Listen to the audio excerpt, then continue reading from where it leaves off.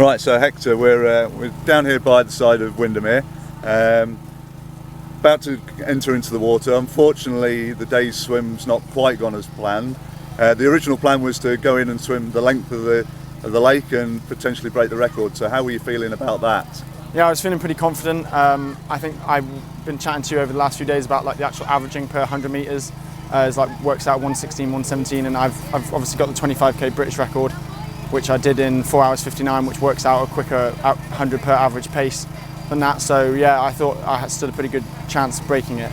Good. But yeah, it's just unfortunate, the weather. It's open water swimming. Yeah. So like unpredictable, this stuff can happen. And talking of unpredictable, you've had a sort of a fairly unpredictable season in a lot of ways.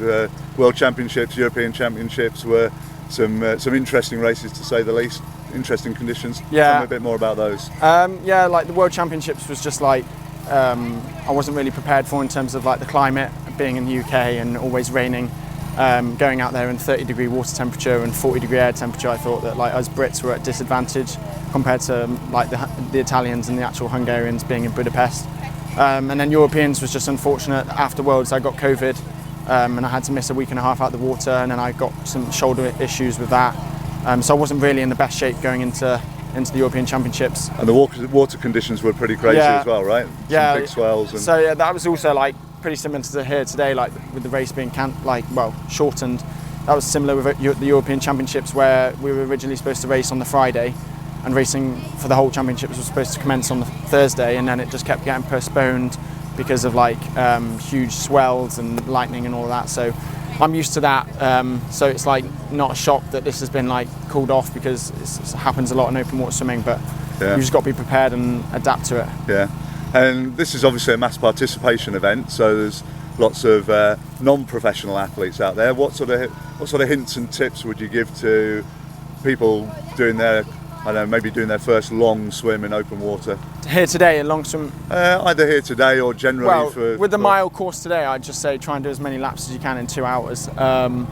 Make full use of it. I mean, it's like I've said, it's a shame that the full length has got cancelled. I know it's like a famous landmark, like lake to swim end to end, and it's like a challenge, but at least make use of as many mile laps as you can do today in the 2 hour slot that we've got. Yeah. And any particular kind of swimming tips in terms of sighting or sighting? Sighting, I'd say. How do you do that?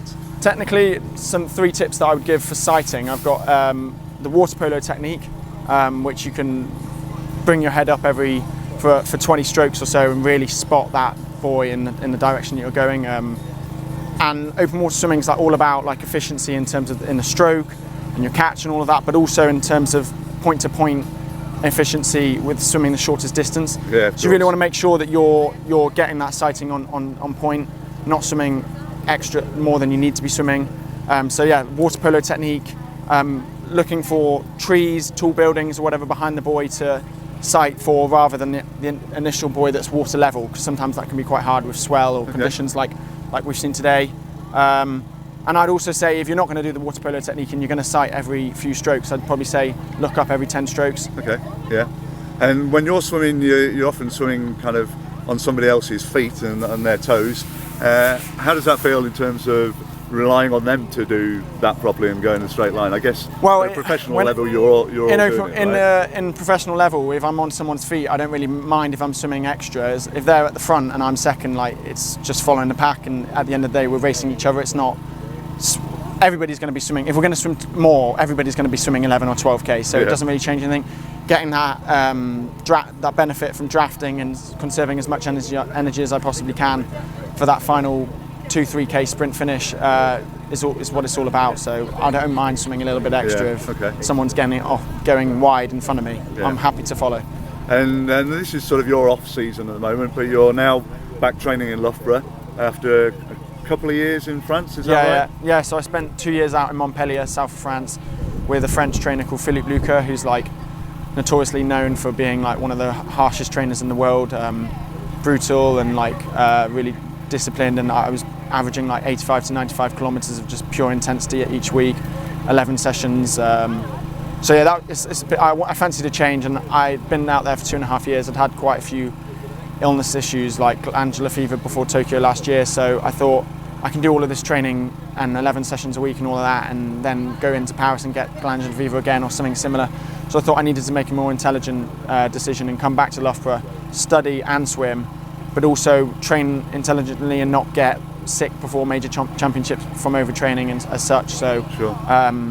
I'm excited to see where that goes. I probably haven't had my best year in terms of performance. I would have liked more. I got 11th in the World Champs, and unfortunately I didn't finish in the Europeans. But if next year, like, this has just been like a transition year, next year I want to really push the boat out and aim for those podiums. So your CV, your Palmyra's kind of reads European Junior Champion, Olympic Games, World Championships, European Championships, Paris 24 next on the agenda? Yeah, definitely. I wouldn't, if I didn't think that I couldn't qualify for Paris, I wouldn't keep doing the brutal 85, 95 kilometers a week, just for the fun of it, you know, like that. My aim is Paris 2024, redemption, revenge, and go there and do the business. So yeah, good. And from an Aquasphere point of view, obviously we're delighted to be able to support you in that journey. You know, I guess that sort of support from sponsors is important to you in both financially and in terms of the kit that you're getting, right? It's been great. Like, I've been wearing the goggles and the wetsuit in all of the races. They've been great. I wore them in Piombino and Setebal this year, World Cup. So yeah, that was all good, and I love the goggles. They're really good in like sunny conditions because they're mirrored. So yeah, it's been great having that financial support as well. And like in open water swimming at the moment, there's not like tons of money, so being able to like continue doing what I love and also getting lots of free kit is amazing. Yeah. Well, we're delighted to support you, and thanks for coming up this weekend. And, thank you very much. Enjoy your swim. Will do. There's a few people to chase down now. Yeah. Try and get as many as I can. Yeah. Cheers.